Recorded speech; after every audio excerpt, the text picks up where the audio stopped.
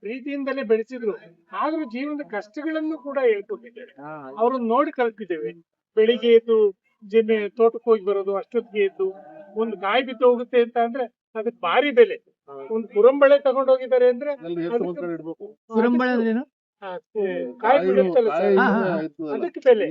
ಅದನ್ನೆಲ್ಲ ಬೆಳಿಗ್ಗೆ ಎದ್ದು ತಗೊಂಬಂದು ಮತ್ತೆ 3-4 ಕಿಲೋಮೀಟರ್ ಹೈಸ್ಕೂಲ್ ನಡ್ಕೊಂಡು ಹೋಗಿ 3 months ಅಲ್ಲ 3 years ನಡ್ಕೊಂಡು ಹೋಗಿದ್ದೇವೆ.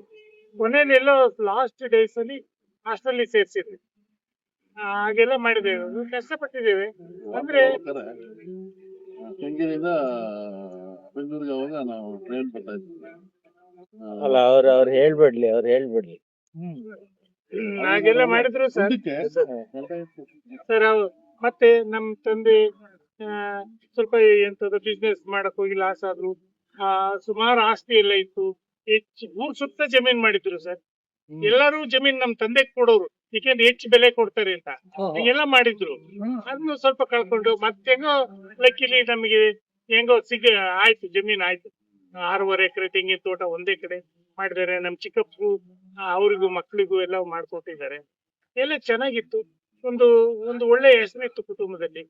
ನಾನು ಅದನ್ನ ಮುಂದುವರ್ಸ್ಕೊಂಡು ಹೋಗಿದ್ದೇನೆ ಊರಿನಲ್ಲಿ ಕೂಡ ಸರ್. ಆ ಹೆಸರನ್ನ ಮುಂದುವರ್ಸ್ಕೊಂಡು ಎಲ್ಲೂ ತಪ್ಪು ಮಾಡಿದ ಹಾಗೆ ಜೋಪಾನ ಜೀವನ ಮಾಡಿದ್ದೇನೆ.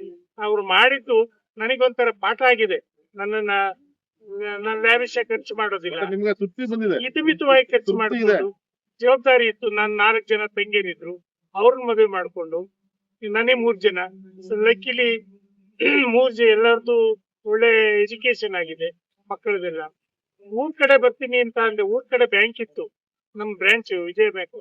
ನಮ್ಮಪ್ಪ ನೀನ್ ಅಲ್ಲೇ ಇರು, ಮಕ್ಕಳು ವಿದ್ಯಾಭ್ಯಾಸ ಮಾಡ್ತೀನಿ ಅಂತ ಫೋರ್ತ್ ಮಾಡಿದ್ರಿಂದ ಇಲ್ಲಿ ಬೆಂಗಳೂರಿಗೆ ಬಂದು ನಾನೊಂದು ಏನೋ ಒಂದು ಮನೆ ಮಾಡ್ಕೊಂಡು ಇರೋಕೆ ಅನುಕೂಲಾಗಿದೆ.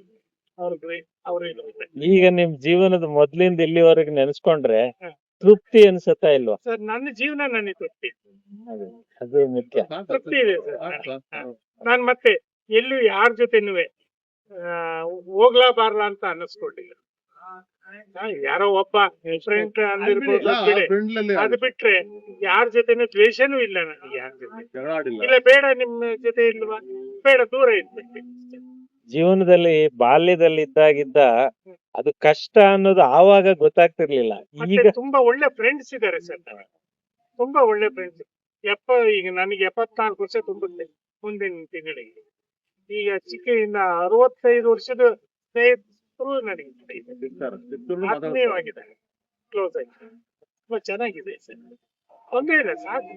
ನಾವೇನು ದೊಡ್ಡ ಮಹಾರಾಜರ ಕುಟುಂಬ ಏನಲ್ಲ, ಸಾಕು. ಇದ್ರಲ್ಲಿ ತೃಪ್ತಿ ಇದೆ ಜೀವನ. ಮತ್ತೆ ಒಳ್ಳೆ ಹೆಂಡತಿ, ಒಳ್ಳೆ ಮಕ್ಕಳು ಹೆಚ್ಚೆಚ್ಚು ವಿಚಾರಿಸ್ತಾರೆ, ನೋಡ್ಕೋತಾರೆ. ಜೀವನದಲ್ಲಿ ತೃಪ್ತಿ ಮುಖ್ಯ, ಅದಿದೆ ಸರ್. ನಾವು ಅದು ಪಟ್ಕೋಬೇಕು ಸರ್. ಅದು ಎಲ್ಲಿಂದಲೂ ಬರೋದಿಲ್ಲ ಅದು. ಅಲ್ಲ, ನಾನು ಅದನ್ನೇ ನಿಮಗೆ ಅದನ್ನ ಕೇಳಿದ್ದು. ನಾನು ಅದಕ್ಕೆ ಮುಖ್ಯವಾಗಿ ಕೊನೆಗೆ ನೀವು ಹೇಳಿದ್ರಲ್ಲ ವರ್ಡ್, ಅದು ಬೇಕಿತ್ತು ನನಗೆ. ನಿಜವಾಗಿ ನಾವು ಕಂಡ್ಕೋಬೇಕಾದ್ದು, ನಾವು ಕಂಡ್ಕೊಂಡಿದೀವಿ, ಸುಖವಾಗಿದೀವಿ, ತೃಪ್ತಿಯಾಗಿದೀವಿ ಅಂತ ಹೇಳಿದ್ರಲ್ಲ. ನಮಗೆ ಇಷ್ಟೆಲ್ಲ ಇದ್ರು ನಾನು ಇನ್ನೂ ಬೇಕು ಅಂತ ಅಂದ್ರೆ ಅದು ತೃಪ್ತಿ ಸಿಗೋದೇ ಇಲ್ಲ.